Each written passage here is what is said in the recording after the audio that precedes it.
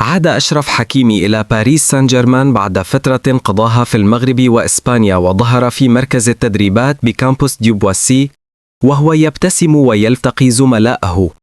حضوره اعتبر خبرا سارا للفريق، حيث بدأ تمارين داخل القاعة لمواصلة تعافيه من إصابة الكاحل التي تعرض لها في 14 نوفمبر أمام بايرن ميونخ. ورغم ذلك يبقى موعد عودته للمباريات الرسمية غير محددا بعد. ويواصل حكيمي سباقه مع الزمن بهدف الجاهزية قبل انطلاق كأس إفريقيا التي يستضيفها المغرب نهاية 2025.